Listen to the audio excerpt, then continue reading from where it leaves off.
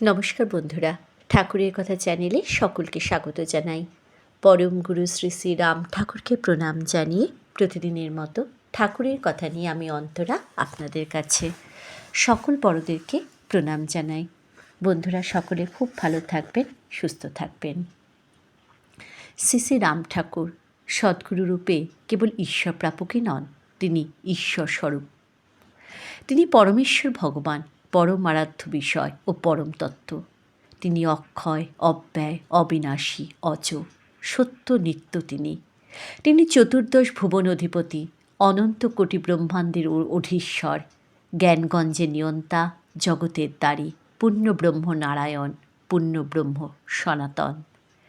চিন্ময় রাজ্যে ইন্দ্রিয় অতীত পুরুষ তিনি, তাই তো তিনি দেহ অতীত, দণ্ড অতীত, প্রয়োজন অতীত, বোম অতীত, ভাব অতীত, কালাতীত, ত্রিগুণাতীত, জন্ম মৃত্যুর অতীত, আপ্রকৃত, অলৌকিক। তিনি নিত্য শুদ্ধ, নিত্য মুক্ত, চির অনিকেত, চির বিনিদ্র, চির অস্নাত। তিনি আমাদের জন্ম জন্মান্তরে পরম বান্ধব, ভবপারের কাণ্ডারী। পরমেশ্বর ভগবান শ্রী শ্রী দয়ানিধি রাম ঠাকুর তাই আমাদের প্রাণের ঠাকুর, ঘরের ঠাকুর, কুলের ঠাকুর, আমাদের প্রাণারাম, আমাদের আত্মারাম। আজকের ঠাকুরের কথা রামভক্ত শ্রী নকুলচন্দ্রদের কয়েকটি দুটি ছোট ছোট ঘটনা আপনাদেরকে শোনাব ঠাকুরের কৃপার। সঙ্গে থাকুন, শুরু করছি আজকের ঠাকুরের কথা। ঠাকুর কয়েকদিনের জন্য অবস্থান করছিলেন ওনার প্রিয় ভক্ত পার্শ্বদ স্বর্গীয় অতুল মুখোপাধ্যায়ের বাসগৃহ কালীঘাটের কমলা কুটিরে। স্বর্গীয় অতুলবাবুর স্ত্রী স্বর্গীয়া নিস্তারিণী দেবী শারীরিক অসুস্থতার সময় 3 দিনের জন্য ঠাকুর সেবা পূজার দায়িত্ব বর্তালো ঠাকুর বাড়ির ছোট মেয়েটির ওপর। ছোটবেলা থেকে মেয়েটি ঠাকুরকে তাদের একজন ঘরের লোকই ভাবেন, তাই 2 বেলা খুব যত্ন সহকারে ঠাকুরের সেবা করেন। নিস্তারিণী দেবী প্রতিদিন মেয়েকে জিজ্ঞাসা করে যে তার সেবা পূজা কোনো ত্রুটি আছে কি না। ঠাকুর প্রতিবারই বলেন, না মা, কোনো ত্রুটি নাই। মেয়েটির মা দরজা আড়াল থেকে সে কথা শোনেন। সেদিন পুজো শেষে মেয়েটি একটি রেকাবিতে 3টি প্রসাদী সন্দেশ নিয়ে বের হওয়া মাত্রই মা মেয়েকে বলেন, তুই যে বলিস তোর পূজার কোনো ত্রুটি নেই, তোর দেওয়া ভোগ ঠাকুর গ্রহণ করেন, তাহলে ভোগের শেষে 3টি সন্দেশই পড়ে থাকে কি করে?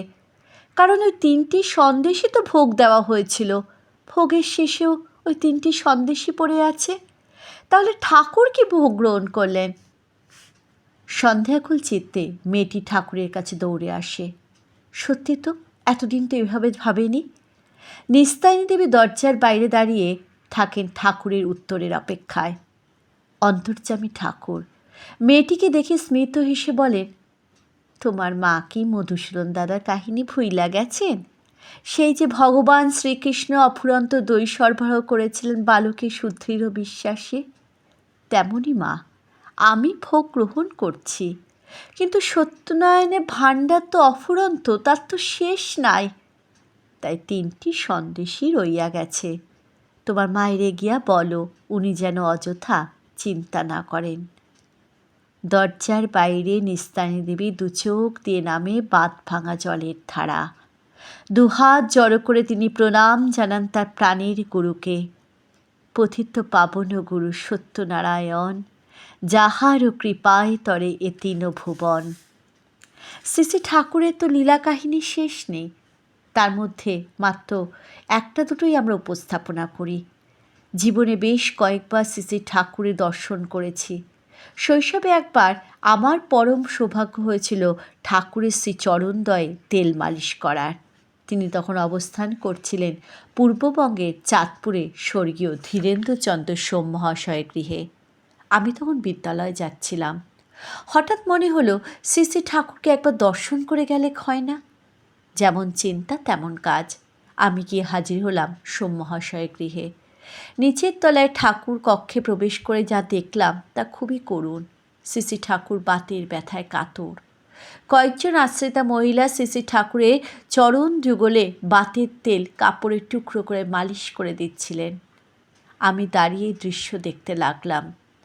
খানিকক্ষণ এই অবস্থা কাটল, তারপর মহিলারা অন্দর মহলে চলে গেলেন। ঠাকুর সামনে তখন কেবলমাত্র আমি একা। আমারও খুব ইচ্ছা হলো বাতের তেলে কাপড়ের টুকরো ভিজিয়ে ঠাকুরের শ্রীচরণে মালিশ করে দিতে। আমি বেশ কিছুক্ষণ ঠাকুরের শ্রীচরণে তেলও মালিশ করলাম। এখনও চোখ বন্ধ করলে সেই দৃশ্যই দেখতে পাই। আরেকটি বহুদিন আগের ঘটনা। শ্রী শ্রী ঠাকুর তখন পূর্ববঙ্গে চাঁদপুরে স্বর্গীয় ধীরেন্দ্রচন্দ্র সোম মহাশয় গৃহে কিছুদিনের জন্য অবস্থান করছিলেন। আমার পিতৃদেব স্বর্গীয় সতীশচন্দ্র দে, মাতৃদেব স্বর্গীয় স্নেহলতা দে এক মন হয়ে স্থির করলেন যে পরের দিন সকালে সমস্ত সন্তান সন্ততিদের নিয়ে ঠাকুরের কাছে যাবেন শ্রীনাম দেওয়ার বহুদিনের অপেক্ষায়। ভোর হইতে শ্রীনাম নেওয়ার বহুদিনের অপেক্ষায় ভোর হইতে বাবা মায়ের সঙ্গে আমরা ভাই বোনেরা স্নিগ্ধ হয়ে হাজির হলাম স্বর্গীয় ধীরেন্দ্রচন্দ্র সোম মহাশয়ের বাড়িতে। একটু একটু করে সারিবদ্ধ হয়ে আমরা এগিয়ে গেলাম ঠাকুরের সন্নিকটে। ঠাকুরের অপরূপ রূপ দর্শন করে সকলেই অভিভূত হয়ে গেলাম। ঠাকুরের দেহজা থেকে যেন জ্যোতি নির্গত হচ্ছিল। ধীরে ধীরে ঠাকুর তার স্বভাব সিদ্ধ সুমধুর কণ্ঠে আমাদের সকলকে শ্রীনাম শ্রবণ করালেন। আমরা তার সঙ্গে তিনবার শ্রীনাম উচ্চারণ করলাম। আমরা সকলে যার পণ্যায় পরিতৃপ্ত হলাম।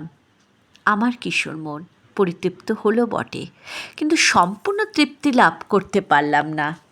আমার কেবলই মনে হতে লাগলো যে ঠাকুর তো সাক্ষাৎ নারায়ণ, তবে তার দেওয়া নাম সকলের সাথে সমান পাবো কেন? একটু বেশি করে পেতে হবে না? যেই চিন্তা সেই রূপ কার্য।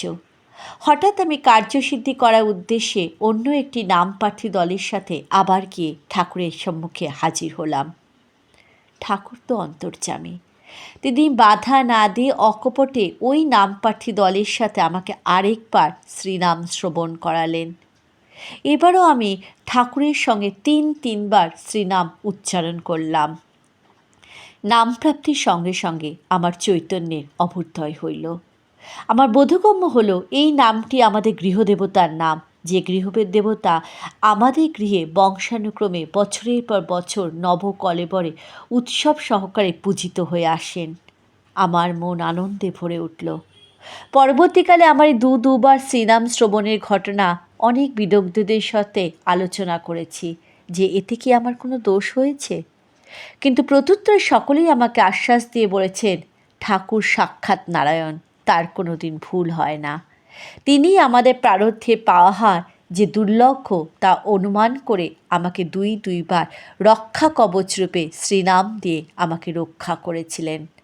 আমাকে তারা বুঝিয়ে বলেছিলেন যে কলা গাছ নতজানু হলে তাকে যেমন দুই দিকে দুটি বাঁশ আড়াআড়িভাবে দিয়ে পতন থেকে রক্ষা করা হয়, সেইরূপ ঠাকুর আমার প্রারব্ধের পাহাড় অনুমান করে দুইবার শ্রীনাম শ্রবণ করিয়ে আমাকে রক্ষা করেছেন এবং এখনও করছেন। নাম সত্য, নাম মুক্ত, নাম ধর্মসার, নাম বই সংসারে কিছু নাহি আর। বন্ধুরা, আজ এই পর্যন্ত। সকলে ভালো থাকবেন। আবার কালকে আমি নতুন পর্ব নিয়ে আসব। জয় রাম, জয় গোবিন্দ।